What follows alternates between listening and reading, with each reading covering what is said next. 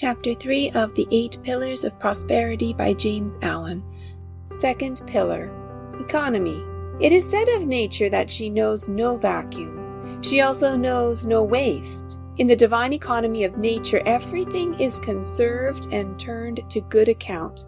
Even excreta are chemically transmuted and utilized in the building up of new forms. Nature destroys every foulness, not by annihilation, but by transmutation, by sweetening and purifying it and making it serve the ends of things beautiful, useful, and good. That economy which, in nature, is a universal principle, is in man a moral quality, and it is that quality by which he preserves his energies and sustains his place as a working unit in the scheme of things. Financial economy is merely a fragment of this principle, or rather, it is a material symbol of that true economy which is purely mental, and its transmutations spiritual. The financial economist exchanges coppers for silver, silver for gold, gold for notes, and the notes he converts into the figures of a bank account. By these conversions of money into more readily transmissible forms, he is the gainer in the financial management of his affairs. The spiritual economist transmutes passions into intelligence, intelligence into principles, principles into wisdom, and wisdom is manifested in actions, which are few but of powerful effect.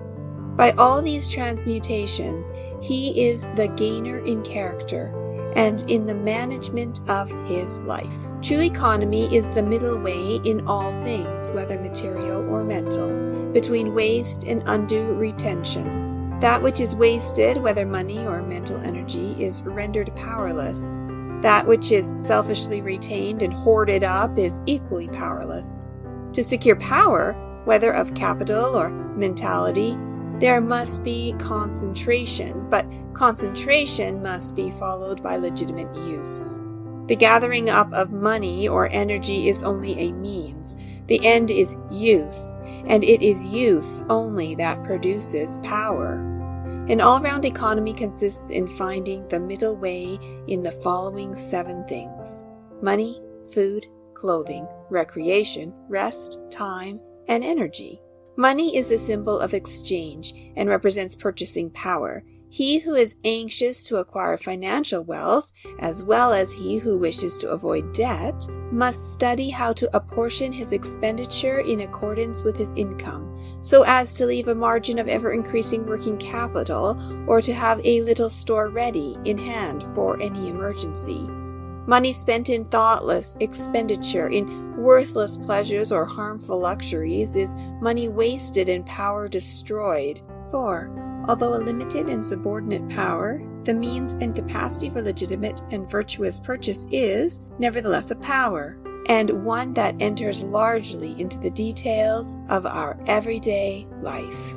The spendthrift can never become rich, but if he begins with riches, must soon become poor.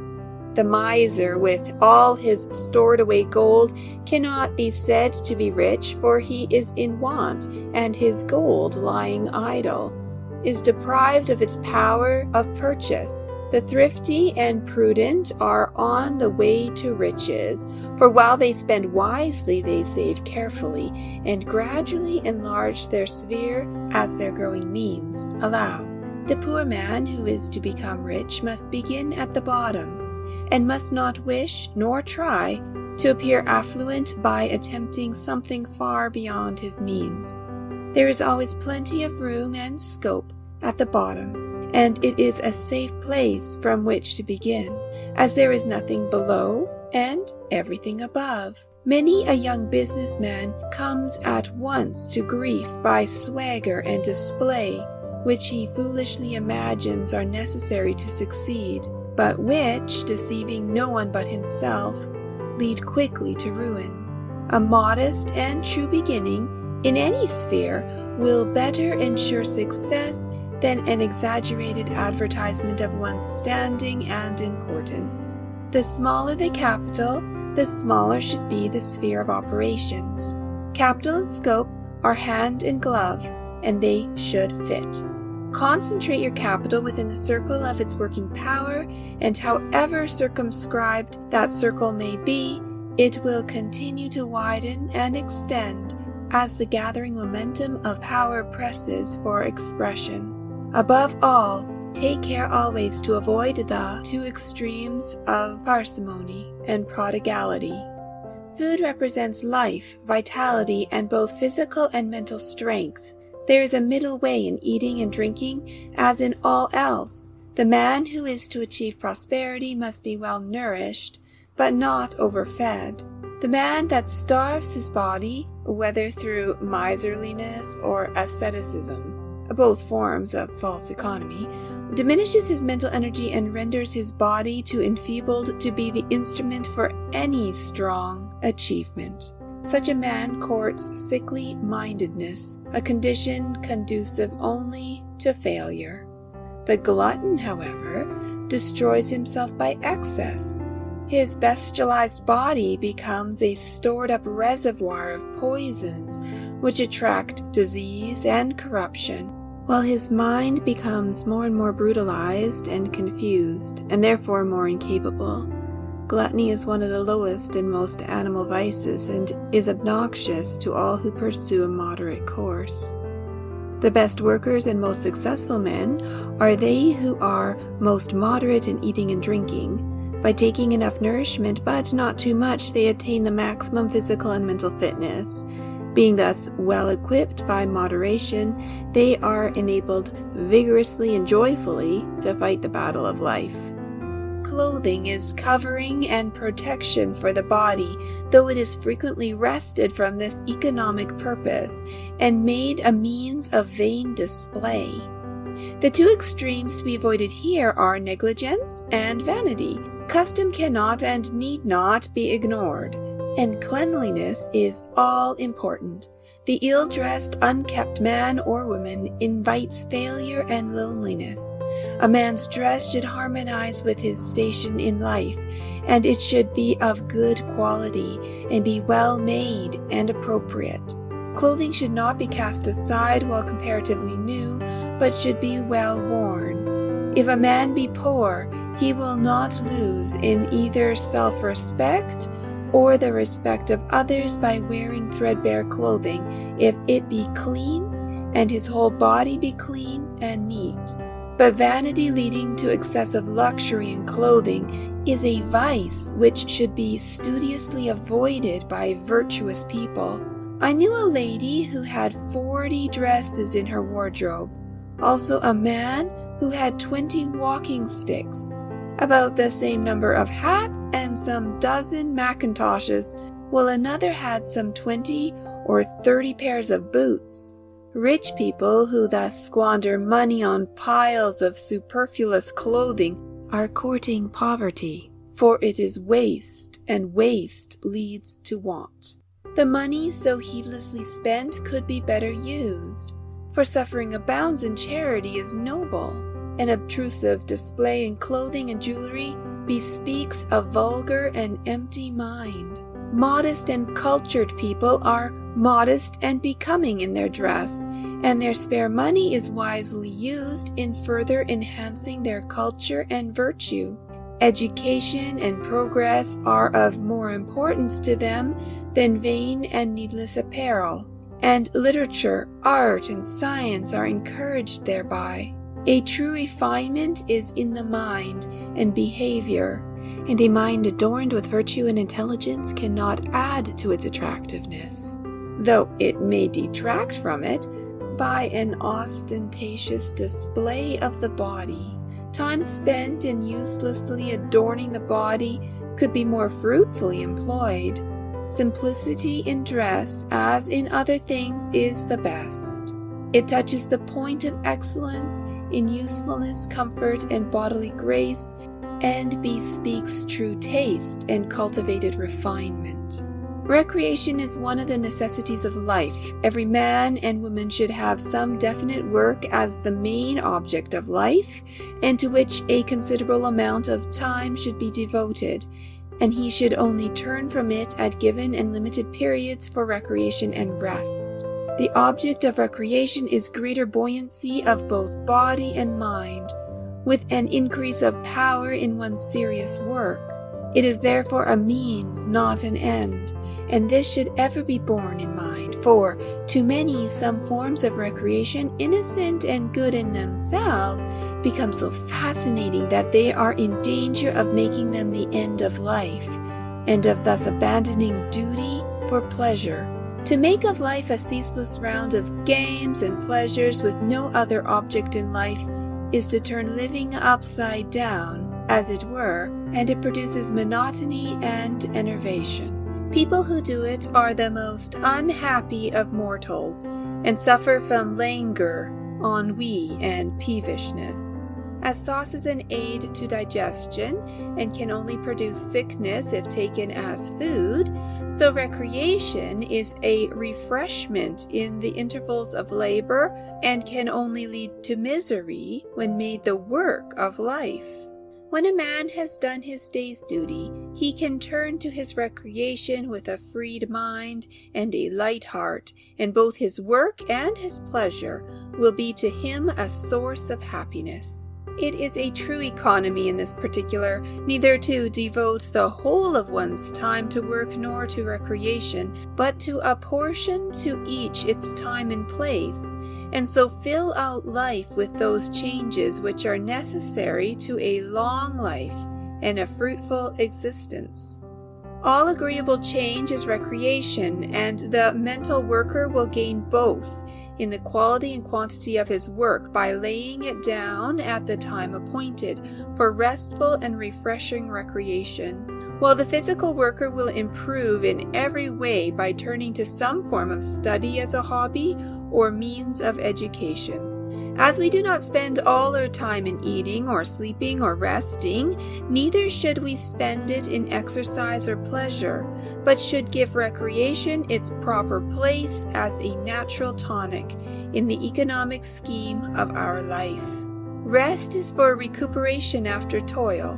Every self-respecting human being should do sufficient work every day to make his sleep restful and sweet, and his rising up fresh and bright. Enough sleep should be taken, but not too much. Overindulgence on the one hand or deprivation on the other are both harmful. It is an easy matter to find out how much sleep one requires by going to bed early and getting up early, rising a little earlier every morning if one has been in the habit of spending long hours in bed. One can very soon accurately gauge and adjust the number of hours he or she requires for complete recuperation. It will be found, as the sleeping hours are shortened, that the sleep becomes more and more sound and sweet, and the waking up more and more alert and bright. People who are to prosper in their work must not give way to ignoble ease and overindulgence in sleep. Fruitful labor, and not ease, is the true end of life, and ease is only good insofar as it subserves the ends of work. Sloth and prosperity can never be companions, can never even approach each other. The sluggard will never overtake success, but failure will speedily catch up with him and leave him defeated. Rest is to fit us for greater labor, and not to pamper us in indolence. When the bodily vigor is restored, the end of rest is accomplished. A perfect balance between labor and rest contributes considerably to health, happiness, and prosperity. Time is that which we all possess in equal measure. The day is not lengthened for any man. We should therefore see to it that we do not squander its precious minutes in unprofitable waste. He who spends his time in self-indulgence and the pursuit of pleasure presently finds himself old, and nothing has been accomplished. He who fills full with useful pursuits the minutes as they come and go grows old in honor, and wisdom and prosperity abides with him. Money wasted can be restored, health wasted can be restored, but time wasted can never be restored. It is an old saying that time is money. It is in the same way health and strength and talent and genius and wisdom in accordance with the manner in which it is used. And to properly use it, the minutes must be seized upon as they come, for once they are past, they can never be recalled. The day should be divided into portions, and everything, work, leisure, meals, recreation, should be attended to in its proper time, and the time for preparation should not be overlooked or ignored. Whatever a man does, he will do it better and more successfully by utilizing some small portion of the day in preparing his mind for his work. The man who gets up early in order to think and plan, that he may weigh and consider and forecast, will always manifest greater skill and success in his particular pursuit than the man who lies in bed till the last moment and only gets up just in time to begin breakfast. An hour spent in this way before breakfast will prove of the greatest value in making one's efforts fruitful. It is a means of calming and clarifying the mind and of focusing one's energies so as to render them more powerful and effective. The best and most abiding success is that which is made before 8 o'clock in the morning. He who is at his business at 6 o'clock will always, all other conditions being equal, be a long way ahead of the man who is in bed at 8. The lie-a-bed heavily handicaps himself in the race of life. He gives his early rising competitor 2 or 3 hours start every day. How can he ever hope to win with such a self-imposed tax upon his time? At the end of a year, that 2 or 3 hours start every day is shown in a success which is the synthesis of accumulated results. What then must be the difference between the efforts of these 2 men at the end, say, of 20 years? The lie-a-bed, too, after he gets up, is always in a hurry, trying to regain lost time, which results in more loss of time, for hurry always defeats its own end. The early riser, who thus economizes his time, has no need to hurry, for he is always ahead of the hour, is always well up with his work. He can well afford to be calm and deliberate, and to do carefully and well whatever is in hand, for his good habit shows itself at the end of the day in the form of a happy frame of mind, and in bigger results in the shape of work skillfully and successfully done. In the economizing of time, too, there will be many things which a man will have to eliminate from his life. Some of the things and pursuits which he loves and desires to retain will have to be sacrificed to the main purpose of his life. The studied elimination of non-essentials from one's daily life is a vital factor in all great achievement. All great men are adepts in this branch of economy, and it plays an important part in the making of their greatness. It is a form of economy which also enters into the mind, the actions, and the speech, eliminating from them all that is superfluous and that impedes and does not subserve the end aimed at. Foolish and unsuccessful people talk carelessly and aimlessly, act carelessly and aimlessly, and allow everything that comes along, good and bad and indifferent, to lodge in their mind. The mind of the true economist is a sieve which lets everything fall through except that which is of use to him in the business of his life. He also employs only necessary words and does only necessary actions, thus vastly minimizing friction and waste of power. To go to bed betime, and to get up betime. To fill every working minute with purposeful thought and effective action, this is the true economy of time. Energy is economized by the formation of good habits. All vices are a reckless expenditure of energy. Sufficient energy is thoughtlessly wasted in bad habits to enable men to accomplish the greatest success if conserved and used in right directions. If economy be practiced in the 6 points already considered, much will be done in the conservation of one's energies. But a man must go still further and carefully husband his vitality by the avoidance of all forms of vice. And by vice is meant not only all forms of physical self-indulgences and impurities, but also all those mental vices such as hurry, worry, excitement, despondency, anger, complaining, and envy, which deplete the mind and render it unfit for any important work or admirable achievement.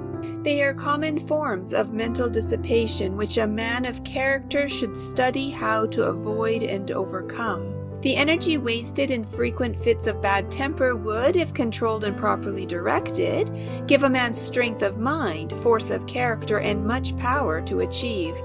The angry man is a strong man made weak by the dissipation of his mental energy.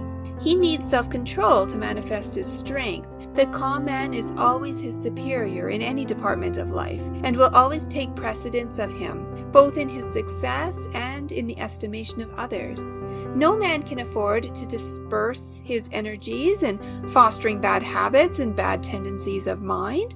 Every vice, however apparently small, will tell against him in the battle of life. Every harmful self-indulgence will come back to him in the form of some trouble or weakness. Every moment of riot or of pandering to his lower inclinations will make his progress more laborious, and will hold him back from scaling the high heaven of his wished-for achievement. On the other hand, he who economizes his energies and bends them towards the main task of his life will make rapid progress, and nothing will prevent him from reaching the golden city of success. It will be seen that economy is something far more profound and far-reaching than the mere saving of money. It touches every part of our nature in every phase of our life. The old saying, "Take care of the pence and the pounds will take care of themselves," may be regarded as a parable. For the lower passions of men are not bad of themselves when regarded as native energy. It is the abuse of that energy that is bad.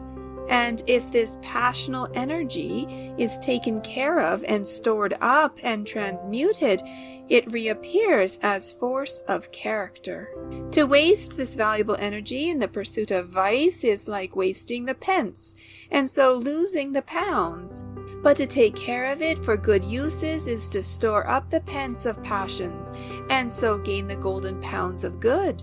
Take care, therefore, of the lower energies, and the higher achievements will take care of themselves. The pillar of economy, when soundly built, will be found to be composed largely of these four qualities. 1. Moderation. 2. Efficiency. 3. Resourcefulness. 4. Originality. Moderation is the strong core of economy. It avoids extremes, finding the middle way in all things. It also consists in abstaining from the unnecessary and the harmful.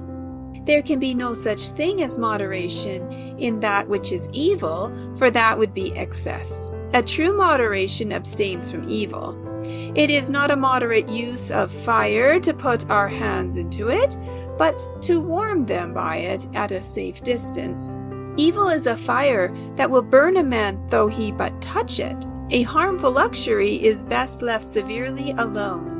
Smoking, snuff-taking, alcoholic drinking, gambling, and other such common vices, although they have dragged thousands down to ill health, misery, and failure, have never helped one towards health, happiness, and success. The man who eschews them will always be ahead of the man that pursues them, their talents and opportunities being equal. Healthy, happy, and long-lived people are always moderate and abstemious in their habits. By moderation, the life forces are preserved. By excess, they are destroyed. Men also who carry moderation into their thoughts, allaying their passions and feelings, avoiding all unwholesome extremes and morbid sensations and sentiments, add knowledge and wisdom to happiness and health, and thereby attain to the highest felicity and power. The immoderate destroy themselves by their own folly.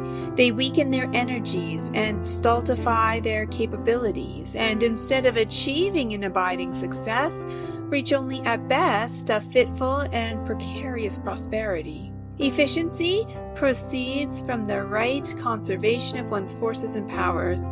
All skill is the use of conserved energy. Superior skill, as talent and genius, is a higher degree of concentrated force. Men are always skillful in that which they love, because the mind is almost ceaselessly centered upon it. Skill is the result of that mental economy which transmutes thought into invention and action. There will be no prosperity without skill, and one's prosperity will be in the measure of one's skill. By a process of natural selection, the inefficient fall into their right places among the badly paid or unemployed. For who will employ a man who cannot or will not do his work properly? An employer may occasionally keep such a man out of charity, but this will be exceptional, as places of business, offices, households, and all centers of organized activity are not charitable institutions, but industrial bodies which stand or fall by the fitness and efficiency of their individual members.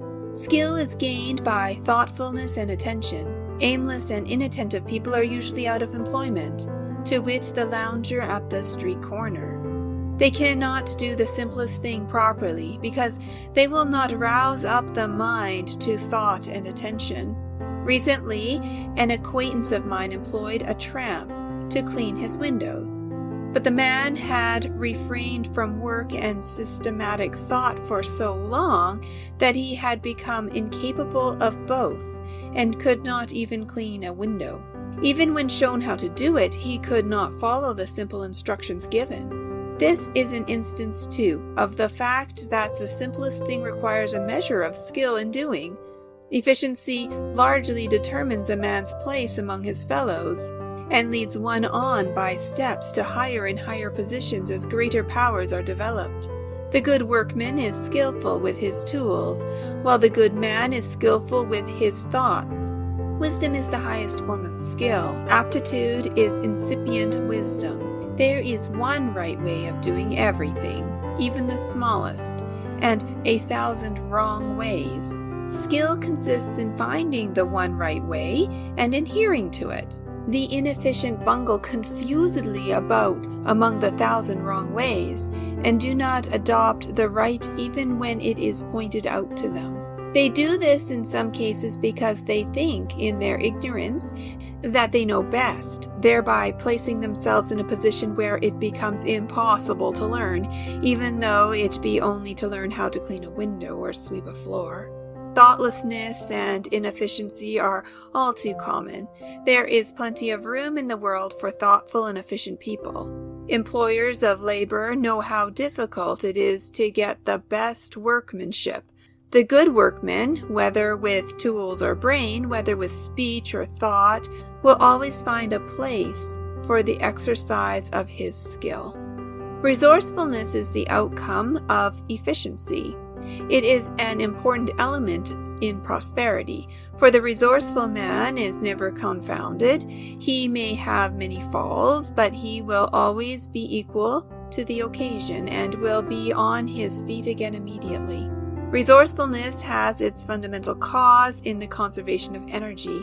It is energy transmuted. When a man cuts off certain mental or bodily vices which have been depleting him of his energy, what becomes of the energy so conserved? It is not destroyed or lost, for energy can never be destroyed or lost. It becomes productive energy. It reappears in the form of fruitful thought. The virtuous man is always more successful than the vicious man because he is teeming with resources. His entire mentality is alive and vigorous, abounding with stored up energy. What the vicious man wastes in vicious indulgence, the virtuous man uses in fruitful industry. A new life and a new world abounding with all fascinating pursuits and pure delights open up to the man who shuts himself off from the old world of animal vice, and his place will be assured by the resources which will well up within him. Barren seed perishes in the earth. There is no place for it in the fruitful economy of nature. Barren minds sink in the struggle of life. Human society makes for good, and there is no room in it for the emptiness endured by vice. But the barren mind will not sink forever. When it wills, it can become fruitful and regain itself. By the very nature of existence, by the eternal law of progress, the vicious man must fall, but having fallen, he can rise again. He can turn from vice to virtue and stand self-respecting and secure upon his own resources. The resourceful men invest, discover, initiate. They cannot fail, for they are in the stream of progress. They are full of new schemes, new methods, new hopes, and their life is so much fuller and richer thereby. They are men of supple minds. When a man fails to improve his business, his work, his methods, he falls out of the line of progress and has begun to fail.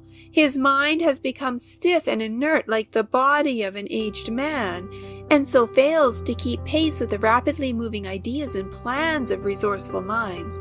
A resourceful mind is like a river which never runs dry, and which affords refreshment and supplies new vigor in times of drought. Men of resources are men of new ideas, and men of new ideas flourish where others fade and decay. Originality is resourcefulness ripened and perfected. Where there is originality, there is genius, and men of genius are the lights of the world. Whatever work a man does, he should fall back upon his own resources in doing it.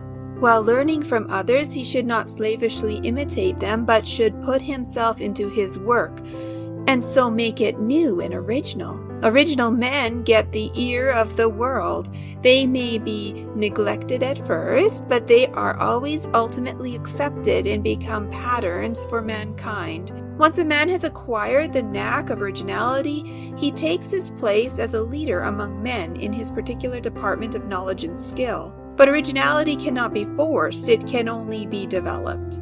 And it is developed by proceeding from excellence to excellence, from ascending in the scale of skill by the full and right use of one's mental powers. Let a man consecrate himself to his work. Let him, so consecrated, concentrate all his energies upon it. And the day will come when the world will hail him as one of its strong sons. And he too, like Balzac, who after many years of strenuous toil, one day exclaimed, "I am about to become a genius," will at last discover to his joy that he has joined the company of original minds, the gods who lead mankind into newer, higher, and more beneficial ways. The composition of the second pillar is thus revealed. Its building awaits the ready workman who will skillfully apply his mental energies. End of chapter 3.